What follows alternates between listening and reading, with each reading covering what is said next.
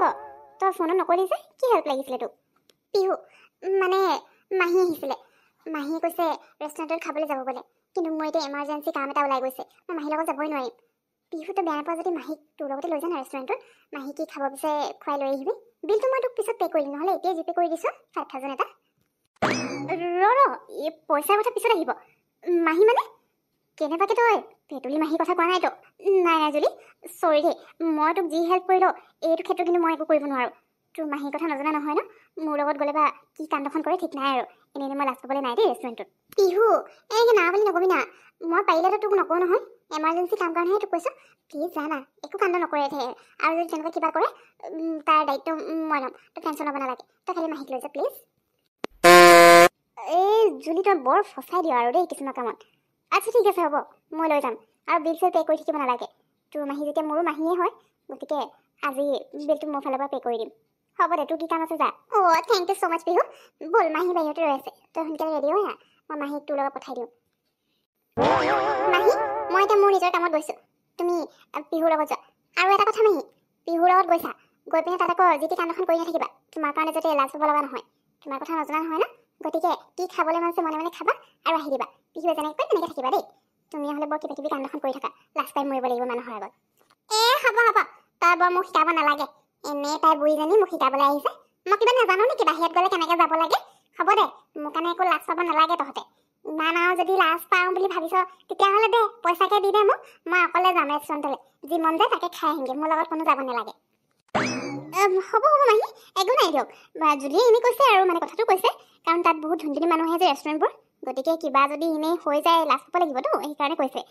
বাকী ব'ল একো নাই মোৰ লগতহে যাব জুলিৰ লগত নাযায় নহয় জুলি তই যা মই মাহীক লৈ গৈ আছোঁ এইজনীহে মোৰ আচল ভাগিনী এই নিজৰজনীতো কিবাই আৰু মোৰ লগত গ'লে লাজহে পায় তাই লাজ পাই মৰিব লাগিব কথা ক'বলৈ আহে ব'ল পিহু তোৰ লগতে যাওঁ তই ভাল ছোৱালী হয় পিহু এই ইয়াত মানুহ কোনো দেখা নাই যে আৰু বাহিৰতে এনেকৈ বহিলোঁ যে ৰেষ্টুৰেণ্ট হয় আৰু এনেকৈ বাহিৰত বহিবলৈ দিছে মানুহো দেখা নাই মানুহবোৰ ক'লে গ'ল আমি খাবলৈ আহিছোঁ মানুহ দেখা নাই জানো কোনো এটা সুধিবলৈ অহা নাই সি মাহি গ'ল বা মানুহবোৰ চাব কি কৰিছে আপুনি এনেকৈ নিচুৰিব আকৌ ইয়াত আৰু বহুত মানুহ বহি আছে মানুহবোৰে কি বুলি ভাবিব এনেকৈ চিঞৰ বাখৰ কৰি থাকিলে আহিব নহয় আৰু এইখন ৰেষ্টুৰেণ্ট এনেকুৱা অপেন ৰেষ্টুৰেণ্ট হৈছে সেইকাৰণে সকলোৱে বাহিৰতে বহে আমাক দেখিছে নহয় অহা আহিব ৰ'ব সুধিবলৈ আপুনি কি খায় এফালৰ পৰা কৈ দিব দেই বাইদেউ বেয়া নাপাব দেই আজি মানে কাষ্টমাৰ অকণমান ভিৰ লাগি আছে যে সেইকাৰণে আহিবলৈ অকণমান দেৰি হ'ল বাৰু আপোনালোকে কি খাব কওকচোন হ'ব পাই একো নাই দে দেৰিকৈ আহিলি যে আৰু দেখিলি মই আকৌ বোলো ইয়াত মানুহ দুনুহ কোনো দেখা নাই কোনো এটা সুধিবলৈও অহা নাই কিবা খাম নে নাখাম বোলো হেৰি পিহু বহুত দূৰ আহিলোঁ নহয় গৰমত এতিয়া এটা কাম কৰোঁ প্ৰথমতে চাহপানী এবাটিকে খাই লওঁ নেকি চাহপানী খোৱাই নাই নহয় ৰাতিপুৱাৰ পৰা বোপাই এটা কাম কৰ তই এই ৰঙা চাহপানী এবাটি বাকি লগত পকা মিঠৈ লৈ আহিব যা প্ৰথমতে সেইটোকে খাই লওঁ তাৰপিছত বাকীখিনি ক'ম বাৰু মাহী ই আপুনি কি বিচাৰিছে এইখন ৰেষ্টুৰেণ্ট হয় গাঁৱৰ কোনোবা ধাবা বা হোটেল নহয় ন ইয়াত পকা মিঠৈ পাবলৈ ইয়াত এইবোৰ নাপায় আপুনি চাহ খাম বুলি কৈছে এতিয়া ৰঙা চাহপানী ইয়াত ক'ৰ পৰা পাবনো চাহ নিদিয়ে নহয় কফি খাই যদি খাব পাৰিব আৰু এতিয়া গৰমত আহিছে আপুনি চাহ খোৱাতকৈ কিবা জুচ এগিলাছকে খাই ল'ব লাগিছিলে পকা মিঠৈ চমাইঠৈ বিচাৰি নাথাকিব দেই তই মনে থাক এখন ৰেষ্টুৰেণ্ট খুলি থৈছে গাঁৱৰ হোটেল ধাবা নহ'লে কি হ'ব এখন গাঁৱত থাকক বা চহৰত থাকক কথা একেটাই গাঁৱৰ ঘৰত যদি সেই ৰঙা চাহপানীৰ লগত পকা মিঠৈ বিক্ৰী কৰিব পাৰে ইয়াত কেলৈ দিব নোৱাৰিব